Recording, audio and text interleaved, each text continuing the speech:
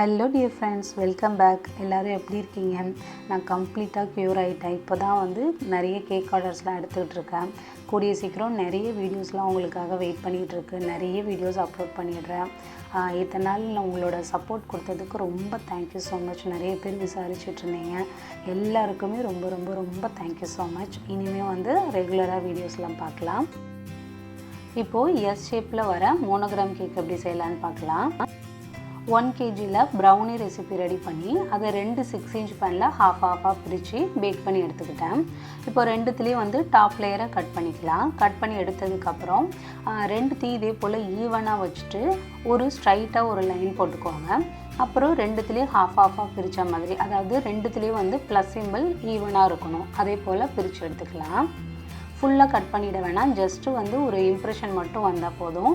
ஏன்னா நம்ம middle round ஷேப்பில் கட் பண்ணி எடுக்கணும். அது அன்இவனாக போயிடக்கூடாதுன்றதுனால ரெண்டு ப்ளஸ் மாதிரி க்ரியேட் பண்ணியாச்சு. இப்போ இதில் ரவுண்ட் ஷேப்பில் கட்டர் இருக்கும்ல, அதில் என்கிட்ட இருக்கிறதுல ரொம்ப சின்ன சைஸில் உள்ள கட்டர் எடுத்து அதில் மிடில் இந்த ப்ளஸ் சிம்பிளை ஈவனாக வச்சுட்டு 2 சைடும் கட் பண்ணி எடுத்துக்கலாம். 2 கேக்கோட பேஸ்லேயும் கட் பண்ணி எடுத்துக்கலாம். இது ஃபட்ஜி ப்ரௌனி ரெசிபி இருக்குல்ல, அதில் பண்ண கேக் தான் இது. உங்களுக்கு பார்க்குறதுக்கு பேக் ஆகாத மாதிரியாக இருக்கும். இதோட டாப் லேயர் கிறிஸ்பியாகவும் மிடில் இது மாதிரி ஃபட்ஜியாகவும் தான் இருக்கும். இதோட டெக்ஸ்டரே இப்படி தான். இப்போ 2 பேஸ்லேயும் மிடில் இதை மாதிரி ரவுண்ட் ஷேப்பில் கட் பண்ணி எடுத்துடலாம். இப்போது இதில் எஸ் ஷேப்பில் எப்படி நம்ம கட் பண்ணலாம் அப்படிங்கிறத பார்க்கலாம். இப்போது நான் சொல்கிறத விட நீங்கள் பார்த்தீங்கனாலே உங்களுக்கு தெரியும். டாப்பில் இருக்கிற கேக்கு அதில் ரைட் சைடில் ஒரு சின்ன ஒரு மார்க் கொடுத்துருந்தோம்ல ப்ளஸில், அதில் ஒரு கட் பண்ணிக்கோங்க. அடுத்தது ரெண்டுத்துக்கும் ஈவனாக ஒரு ஸ்ட்ரைட் லைன் போட்டிருந்தோம்ல, அதில் ஒரு கட் பண்ணிக்கோங்க. இப்போ பாட்டமில் உள்ள கேக்கில் லெஃப்ட் சைடில் கட் பண்ணிக்கோங்க. உங்களுக்கு நான் சொல்கிறது கூட கன்ஃபியூஸ் ஆகும், பார்த்தீங்கனாலே உங்களுக்கு புரியும். இப்போ 2 கேக்லேயும் ஒரு 1/4 பாகம் அளவு கட் பண்ணி எடுத்தாச்சு. இப்போ 2 சி மாதிரி இருக்குல்ல, இதை அப்படியே நம்ம ஜாயின் பண்ணோன்னா நமக்கு எஸ் ஷேப்பில் சூப்பராக ஒரு கேக் கிடச்சிரும். நம்ம மோல்டு இல்லாமலே ஈஸியாக பண்ணிடலாம். இப்போது ரெண்டுத்தையும் சேர்த்து வச்சிட்டோன்னா நமக்கு கரெக்டான ஒரு எஸ் ஷேப் கிடச்சிரும். இப்போ நான் இந்த கேக்கை 2 லேயராக தான் கட் பண்ணிக்க போகிறேன். இப்போ நீங்கள் நார்மல் கேக் பேட்டர் நம்ம ரெடி பண்ணி பண்ணுறோம்ல, அந்த மாதிரி கேக் பண்ணுறீங்கன்னா 3 லேயர் கூட கட் பண்ணிக்கலாம். நான் ஃபட்ஜி ப்ரௌனியில் பண்ணதுனால நமக்கு அந்த அளவுக்கு கேக் ரைஸ் ஆகாதில்ல, அதனால் ஒரு 2 லேயர் மட்டும் கட் பண்ணிக்கிறேன். நீங்கள் லேயர் கட் பண்ணும்போது 2 கேக்கையும் தனித்தனியாக எடுத்துகிட்டு கட் பண்ணாதீங்க. ஈவனாக வச்சுட்டு அதே ஷேப்புக்கு 2 லேயரையும் கட் பண்ணிக்கோங்க. நீங்கள் 3 லேயர் கட் பண்ணாலும் இதே தான். ஈவனாக வச்சுட்டு 2 பேஸையும் வச்சுட்டு அதுக்கப்புறம் கட் பண்ணுங்கள். தனித்தனியாக கட் பண்ணோன்னா ஒன்று பெருசு ஒன்று சின்னது அந்த மாதிரி ஆகிடும். இந்த கேக்கில் ஈவனாக இருந்தால் தான் இந்த கேக் அழகாக இருக்கும். இதிலே ஃபுல்லாக நீங்கள் க்ரீம் வச்சு கவர் பண்ணுற கேக்னா கூட உங்களுக்கு அன்இவனாக இருந்தால் கூட அந்தளவுக்கு தெரியாது.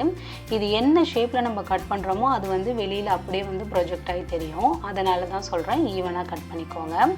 இப்போது ஒரு ரவுண்ட் நாசில் எடுத்து அதை பைப்பிங் பேக்கில் போட்டு விப்பிங் க்ரீம் இருக்குல்ல, அதை பீட் பண்ணி எடுத்துக்கலாம். இப்போது எஸ் ஷேப்புங்கிறனால நான் என் ஹஸ்பண்ட்காக தான் இந்த கேக் பண்ணிகிட்ருக்கேன். அதனால் க்ரீம் கொஞ்சமாக ஒரு டாட் மட்டும் கொடுத்துருக்கேன். இதே நீங்கள் டெலிவரி கொடுக்குறீங்க அப்படின்னா கேக் போர்டில் உங்களுக்கு அந்த எஸ் ஷேப்லேயே க்ரீமை ஃபில் பண்ணிவிட்டு அதுக்கப்புறமா நீங்கள் கேக் பேஸை வைங்க. இப்போ ப்ரௌனி ஃப்ளேவர் அப்படின்றனால சுகர் சிரப் நான் எதுவும் கொடுக்கல. நீங்கள் நார்மல் ஸ்பாஞ்ச் நம்ம ரெடி பண்ணுறோம்ல, அதில் பண்ணுறீங்கன்னா தயவு செஞ்சு சுகர் சிரப் கொடுக்கறதுக்கு மறந்துடாதீங்க. கொடுத்துட்டு அதுக்கு மேலே க்ரீம் ஃபில் பண்ணிக்கலாம். இப்போ இந்த கேக்கோட அழகே இந்த மாதிரி அந்த பார்டர் மாதிரி வருதுல்ல, அதில் க்ரீம் ஃபில் பண்ணி டெக்கரேட் பண்ணுறது தான் இந்த கேக்கோட அழகே. இப்போ சொன்னேன்னா நான் சுகர் சிரப் எதுவும் கொடுக்கலன்னா, அதனால க்ரீம் சில இடத்துல இந்த மாதிரி டச் ஆகாமல் வெளியில் வரும். நம்ம இதே நார்மல் ஸ்பாஞ்சில் பண்ணும்போது க்ரீம் கொடுத்து சுகர் சிரப் கொடுத்து நம்ம பண்ணும்போது கரெக்டாக க்ரீம் போய் அதில் செட் ஆகிடும். எஸ் ஷேப்பில் பார்டர் கொடுத்துட்டு அதுக்கப்புறமா நீங்கள் உள்ளே ஃபில் பண்ணிக்கோங்க. ஏன்னா வெளியில் இந்த டிசைன் வெளியில் தெரியும், அதனால தான் சொல்கிறேன். இதுக்கப்புறம் நீங்கள் ஃபில்லிங்ஸ் கூட கொடுத்துக்கலாம். ஆனால் ஃபில்லிங்ஸ் கொடுக்கும்போது ரொம்ப கவனமாக கொடுங்க. வெளியில் லீக் ஆகக்கூடாது. மற்ற கேக்கு கொடுக்குற மாதிரி நிறைய ஃபில்லிங்ஸ் எதுவும் கொடுத்துடாதீங்க. வெளியில் ட்ராப் ஆகிற மாதிரி இருந்துச்சுன்னா இந்த கேக்கோட அழகே இருக்காது. அதனால தான் சொல்கிறேன். இப்போ வந்து நான் ஃபில்லிங்ஸ் எதுவும் கொடுக்காதனால அடுத்த லேயர் கேக்கையும் டாப்பில் அது மேலே பொறுமையாக வச்சுக்கிறேன். நீங்கள் வந்து அந்த ஸ்பாஞ்ச் அந்த கேக் வந்து கொஞ்சம் கூட மாறிடக்கூடாது. கரெக்டாக டாப் லேயர்னா டாப்லேயும் பாட்டம் லேயரை பாட்டம்லேயும் கரெக்டாக ஃபிக்ஸ் பண்ணிக்கோங்க. பண்ணிவிட்டு நீங்கள் அகைன் வந்து சுகர் சிரப்பால் வெட் பண்ணிவிட்டு அதுக்கப்புறம் க்ரீம் ஃபில் பண்ணிக்கோங்க. நான் வந்து சுகர் சிரப் எதுவும் கொடுக்காதனால டைரெக்டாக வந்து க்ரீம் அப்ளை பண்ணிக்கிறேன். இப்போது இந்த பார்டர் தான் உங்களுக்கு வந்து வெளியில் ப்ரொஜெக்ட் ஆகிருக்குன்னு சொன்னோன்னா பார்த்தீங்கன்னா இதுதான் வந்து அந்த அழகாக இருக்கிறது ஷேப்பு. இதே வந்து நம்ம நார்மலாக ஃபுல்லாக க்ரீம் வச்சு கவர் பண்ணிட்டோன்னா நமக்கு அந்த அளவுக்கு ஒன்றும் தெரியாது. ஆனால் இதில் வந்து இந்த சைடில் இருக்கிற அந்த டிசைன் தான் அழகாக இருக்கிறது. இந்த கேக்குக்கு டெக்கரேஷன்ஸ் உங்களுக்கு என்ன பிடிக்குதோ அது பண்ணலாம். என்கிட்ட வந்து ஃப்ரெஞ்ச் மேக்ரோன்ஸ் ரெடி பண்ணி வச்சுருந்தேன், ஸோ அதை யூஸ் பண்ணிக்கிட்டேன். அப்புறம் வந்து மெரிங் குக்கீஸ் இருக்குல்ல, அதையும் யூஸ் பண்ணிக்கிட்டேன். உங்கள்கிட்ட சாக்லேட்டோ வேறு என்னென்ன இருக்கோ அது எல்லாத்தையுமே நீங்கள் டெக்கரேஷனுக்கு கொடுக்கலாம். இந்த கேக்குக்கு நீங்கள் என்னென்ன ஆட் பண்ணுறீங்களோ அவ்வளோவும் அழகாக இருக்கும். இப்போ ஒவ்வொரு ஷெல்லாக தனித்தனியாக பிரித்து எடுத்ததுக்கப்புறமா பிஸ்தா கனாஷ் இருக்குல்ல, அது வந்து கொஞ்சம் திக்காக இருக்கிற மாதிரி ரெடி பண்ணிவிட்டு அதை வந்து உள்ள ஃபில்லிங்ஸாக கொடுக்குறேன். ஃப்ரெஞ்ச் மேக்ரோன்ஸ்க்கு நீங்கள் வந்து கனாஷ் டைப்லேயே நீங்கள் ஃபில்லிங்ஸ் கொடுக்கலாம். இல்லை ஜாம் இருக்குல்ல அது கூட கொடுக்கலாம். அப்படி இல்லைன்னா பட்டர் க்ரீம் ரெடி பண்ணி அதை கூட நீங்கள் ஃபில்லிங்ஸாக கொடுக்கலாம். இப்போது ஹார்ட் ஷேப்லேயும் அப்புறம் சாக்லேட் பார் ஷேப்பில் இருக்குல்ல அந்த மோல்டும் யூஸ் பண்ணி சாக்லேட்ஸ் ரெடி பண்ணியிருக்கிறேன். இதுக்கு வந்து நீங்கள் என்ன டைப்பில் வேணாலும் உங்களோட க்ரியேட்டிவிட்டி பொறுத்து தான் இந்த கேக்கோட அழகே இருக்குது. ஸோ என்ன வேணாலும் பண்ணலாம். அதே மாதிரி வந்து ஆர்டிஃபிஷியல் ரோஸஸும் லீவ்ஸும் எடுத்திருக்கேன், அதையும் வந்து நம்ம வச்சுக்கலாம். இது வந்து மெரிங் குக்கீஸ் எல்லாமே இப்போ டெக்கரேட் பண்ணலாம். ஃப்ரெஞ்ச் மேக்ரோன்ஸ்க்கும் சாக்லேட்ஸ்க்கும் நான் வந்து கோல்டன் ஃப்ளேக்ஸ் இருக்குல்ல அதை வந்து லைட்டாக வந்து டச் பண்ணி எடுத்திருக்கேன். இப்போது ஒவ்வொன்றா வந்து அசம்பிள் பண்ண ஆரம்பிச்சிடலாம். இது எல்லாமே உங்களோட க்ரியேட்டிவிட்டி பொறுத்து தான்.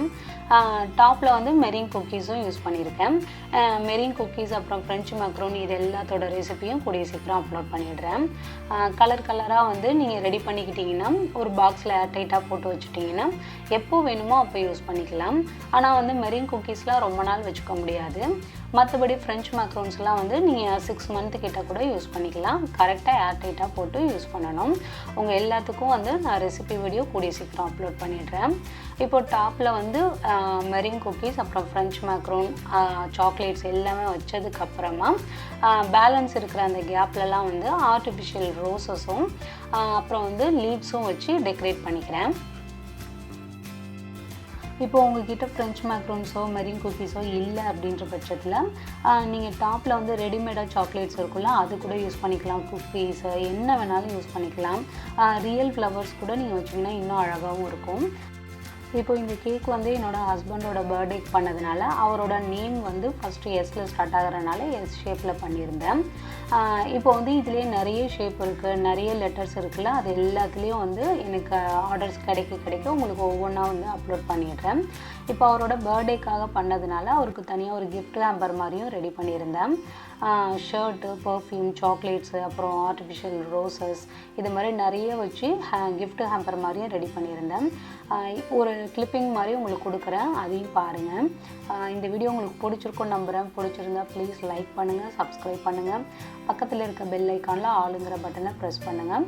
தேங்க்யூ ஃப்ரெண்ட்ஸ், தேங்க்ஸ் ஃபார் வாட்சிங்.